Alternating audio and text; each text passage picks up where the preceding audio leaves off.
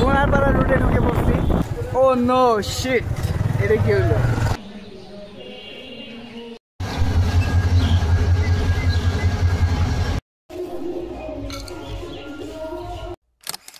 আসসালামু আলাইকুম, কেমন আছেন সবাই?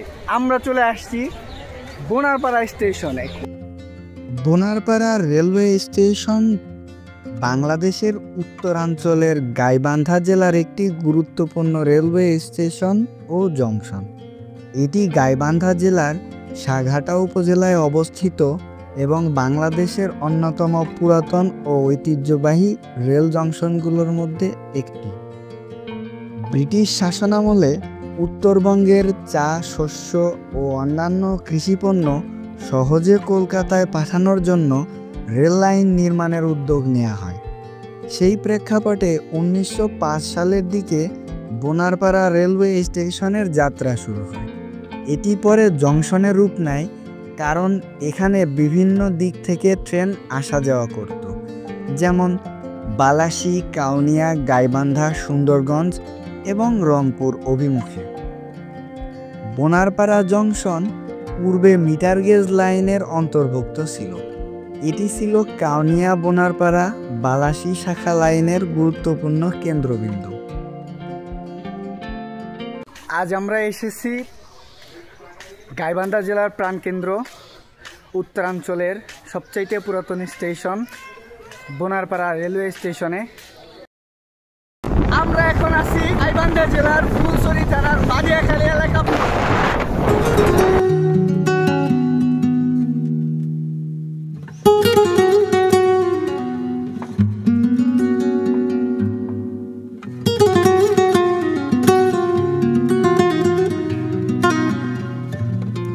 আমরা অলরেডি বোনারপাড়া রুটে ঢুকে পড়ছি। আমাদের ও নো শিট, এটা কি হলো?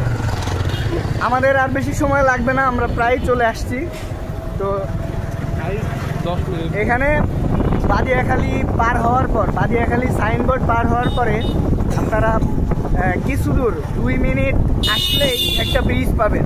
সেই ব্রিজ থেকে সোজা হাতের ডান পাশে যে রাস্তাটা গেছে, আপনারা এই রাস্তায় ঢুকবেন।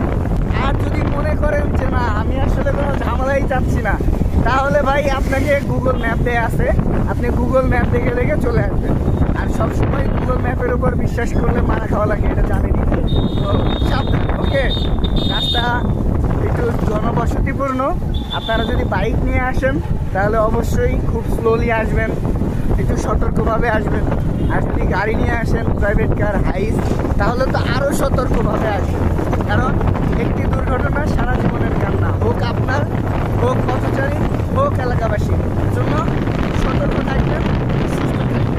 আর সারা বাংলাদেশ ঘুরবেন, সহ সারা পৃথিবী আপনারা ঘুরবেন। বোনারপাড়া স্টেশন শুধু একটি স্টেশন নয়, এটি সময়ের গর্ভ, সময়ের ঐতিহ্য এবং ভবিষ্যৎ। বছরের পর বছর এই স্টেশনের কোনো উন্নয়ন হয়নি, কিন্তু এখন সময়ের সাথে সাথে এটি উন্নয়নের ছোঁয়া পেয়েছে এবং উন্নতির দিকে এগিয়ে যাচ্ছে। এখানে চায়ের দোকানে বসে গল্প হয়, এখানে মানুষজন তাদের জীবন নির্বাহের জন্য বিভিন্ন কর্মকাণ্ড করে থাকে। সেই সাথে এখানকার জনজীবন যথেষ্ট উন্নত এবং এই স্টেশন এতটাই পুরনো যে কিছু লাইন নষ্ট হয়ে আছে, যা দেখলে আপনারা বুঝতে পারবেন। যদি এখানে আসেন, কখনো আসলে আপনারা দেখবেন, জানবেন, এই স্টেশন সম্পর্কে বুঝবেন।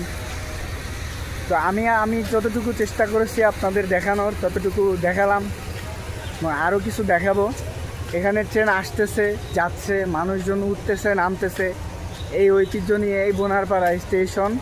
বোনারপাড়া স্টেশন শুধু একটি স্টেশন নয়, এটি একটি জীবন্ত সাংস্কৃতিক কেন্দ্র।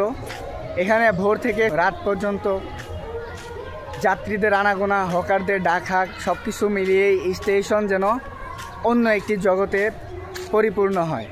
এখানে সব কিছুই যে ঝুঁকিপূর্ণ মুক্ত তা না, এখানে সব কিছুই যেমন সুন্দর এবং সেই সাথে ঝুঁকিও আছে। যেমন এখানে জরাজীর্ণ রাস্তা, ট্রেন, এই সব কিছু মিলিয়ে এই স্টেশন।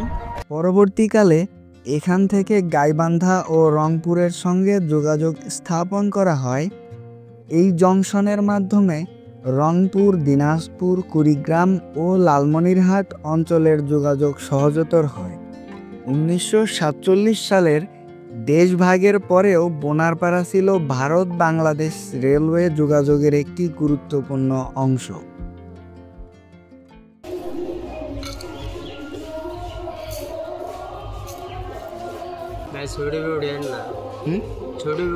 না এইগুলার ভিডিও করি, আপনার তো করতেছি না। ভয় পান নাকি? না না, ভয় পাবো কেন? ছবি তোলার কোনো নিয়মই নাই ভাই, ভয় পাবো কেন?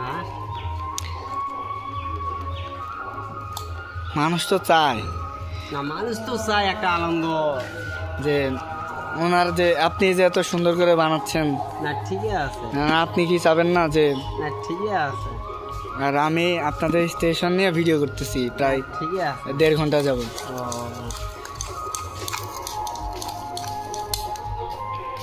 আমার এই ভিডিওতে মানুষজন দেখলে তো আপনার ভালো, ঠিক আছে যে আপনার খাবারের রিভিউ দিয়ে দিলাম একটা সুন্দর। কয় টাকা নেন? 20 টাকা। যদিও সময়ের সাথে সাথে অনেক রুট বন্ধ হয়ে যায়, যুদ্ধকালীন সময়ে এই স্টেশন কৌশলগতভাবে গুরুত্বপূর্ণ ছিল এবং এখানে যুদ্ধের সময় কিছু ক্ষয়ক্ষতির ঘটনাও ঘটে। বর্তমানে এটি একটি মিশ্র গেজ জংশন হিসেবে পরিচিত। এখান দিয়ে ঢাকা, রংপুর, লালমনিরহাট ও রাজশাহী সহ দেশের বিভিন্ন প্রান্তের ট্রেন চলাচল করে।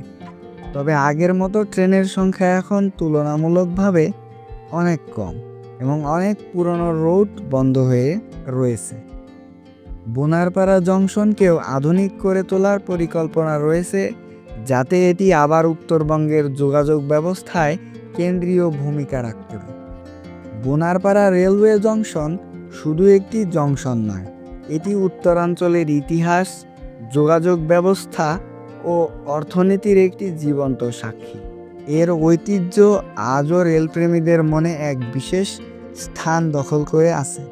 আপনি যদি কখনো গাইবান্ধা আসেন তাহলে অবশ্যই এই বোনারপাড়া জংশন স্টেশনে এসে দাঁড়াবেন এবং দেখবেন আপনার মনে হবে যে সময় এখানে হয়তো থেমে আছে। সেই সাথে যদি আপনার এই ভিডিওটি ভালো লাগে তাহলে লাইক, কমেন্ট, শেয়ার করবেন এবং পরবর্তী ভিডিওর জন্য অপেক্ষা করবেন। দেখা হবে আপনাদের সাথে নতুন কোনো ভিডিও নিয়ে। ততক্ষণ নিজের খেয়াল রাখবেন, সুস্থ থাকবেন। আল্লাহ হাফেজ।